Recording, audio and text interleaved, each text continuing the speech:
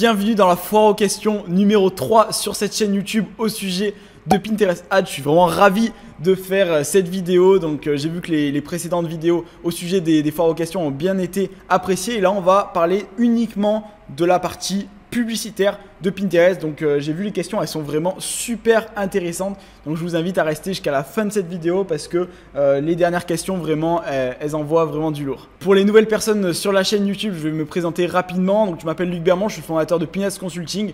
On est une agence qui accompagne uniquement des marques à scaler sur Pinterest et Pinterest Ads. Et donc on va démarrer directement par la première question qui est super pertinente, c'est quels sont les marchés les plus performants sur Pinterest Ads. Donc ça va vraiment dépendre de votre niveau en media buying, donc sur l'achat de publicité.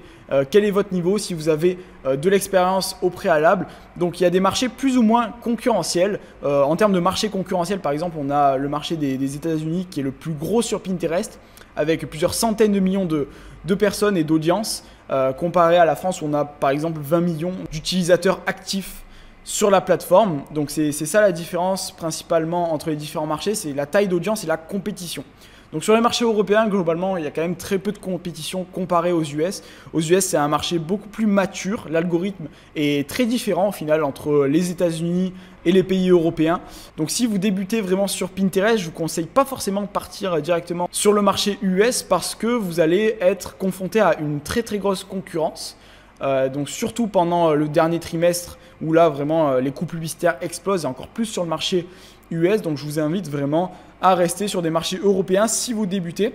Donc on a beaucoup moins de concurrence sur ces marchés-là et donc il faut l'exploiter au maximum. On a des coûts publicitaires moins chers, donc comparé à Facebook Ads, on est vraiment entre 4 et 8 fois moins cher que Facebook Ads. Ça dépend des périodes et ça dépend des thématiques. Donc je vous invite à commencer par des marchés européens. Donc également il y a des marchés qui fonctionnent très bien mais qui sont très peu exploités. Il y a le marché mexicain notamment qui a été ouvert récemment, qui fonctionne super bien. Donc dès qu'il y a un nouveau marché comme ça qui arrive sur Pinterest, il ne faut pas hésiter à y aller en premier parce qu'il y a des opportunités de marché qui fonctionnent super bien. Donc juste de reprendre des produits qui fonctionnent dans un marché, donc par exemple sur le marché français ou les États-Unis, et l'adapter sur un marché européen si la culture, etc. fonctionne bien et qu'il y a un bon match entre les deux. Donc il y a vraiment différents marchés qui performent super bien. En Europe, vraiment, il y a encore énormément de place à avoir. Il y a même de très grosses marques qui ne sont pas présentes sur Pinterest alors qu'ils ont une audience féminine. Donc je vous conseille de démarrer sur ces marchés-là européens si vous êtes débutant, et après si vous avez un peu plus de niveau, vous pouvez passer sur des marchés un peu plus larges, un peu plus gros, avec un potentiel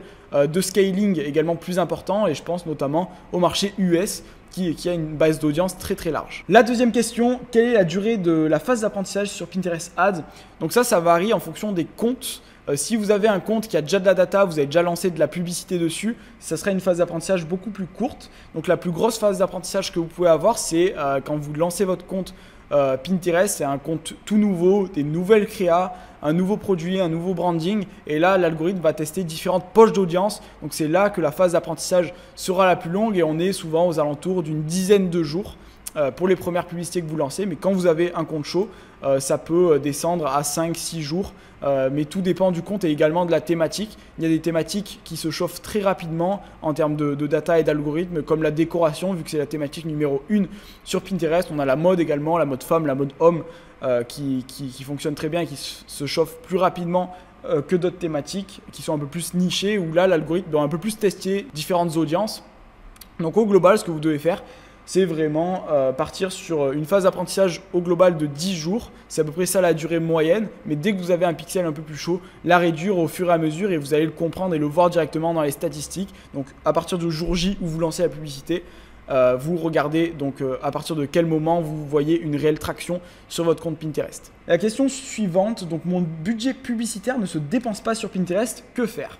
Alors là, cette situation elle arrive, donc il y a deux cas de figure. Donc soit vous êtes en manual bidding, donc c'est-à-dire qu'en fait vous mettez un objectif à Pinterest. Donc si Pinterest n'atteint pas l'objectif c'est que Pinterest ne dépense pas votre budget. Donc si vous êtes en manual bidding, donc en enchère manuelle, ce que je vous invite à faire, c'est vraiment d'augmenter votre CPA cible directement, ou votre CPC cible si vous êtes en campagne de trafic, donc les coûts par achat ou les coûts par clic. Donc augmenter cette variable là de quelques centimes d'euros. Des fois ça va permettre de débloquer l'algorithme, ou bien d'1 ou 2 euros si vous voyez que vous mettez un objectif assez agressif au démarrage. Donc si vous êtes dans cette situation, c'est soit ce cas-là, ou bien que vous êtes en campagne shopping et que votre audience est trop petite, ou bien en retargeting et que votre audience est trop petite et que au final Pinterest n'a pas la possibilité de montrer vos publicités à votre audience parce que c'est une audience vraiment trop restreinte. Donc je vous invite soit à attendre un peu, patienter. Donc c'est vraiment très important de patienter dans cette situation. Il ne faut pas être trop réactif et faire plein de micro-ajustements. C'est le meilleur moyen de justement encore augmenter cette phase d'apprentissage et que Pinterest ça reset l'algorithme en fait. Du coup, je vous invite vraiment à être patient et à modifier quelques paramètres, surtout dans la partie enchères manuelle. Et si c'est la partie retargeting, donc plus attendre quelques jours le temps que les audiences grossissent au fur et à mesure. Alors une question un peu plus technique, où se trouvent les résultats de mes campagnes Pinterest? Donc c'est tout simple, il suffit de vous rendre sur annonces et informations. Et là, vous allez pouvoir voir votre dashboard Pinterest. Et après, je vous invite vraiment à le configurer comme vous le souhaitez avec les bonnes colonnes qui sont essentielles à Pinterest, en mettant bien en avant donc toutes les notions de ROAS, CPA et CTR également, parce qu'on est sur un moteur de recherche visuel et le CTR, donc le taux de clic, va être très important, une métrique très importante pour voir votre niveau de performance sur Pinterest. Plutôt une boutique monoproduit ou multiproduit sur Pinterest? Donc une stratégie que j'aime bien, qui est vraiment intéressante, et parce qu'on sait que sur Pinterest, il y a beaucoup de personnes qui scrollent et qui passent beaucoup de temps sur la plateforme. Donc les personnes scrollent beaucoup sur Pinterest, mais quand elles sont sur votre site également, elles sont très curieuses. Donc n'hésitez pas à créer différentes pages sur votre site web, parce que les personnes aiment bien justement avoir beaucoup de renseignements avant d'acheter, et il y a une phase d'éducation qui est très importante sur Pinterest. Donc je vous invite à, donc si vous avez la possibilité, de créer et d'avoir donc plusieurs produits. Donc moi je favorise toujours les boutiques multi-produits sur Pinterest, parce que sur Pinterest les personnes sont en phase d'inspiration et au final elles vont venir pour un produit mais repartir avec 3 ou 4 parce que vous êtes arrivé justement à les convaincre d'acheter différents produits. Donc je vous invite à partir sur des boutiques monoproduits. Donc après, si vous êtes en dropshipping par exemple, il y a une technique et beaucoup de comptes qui font ça au final, c'est de partir sur des gros sites généralistes.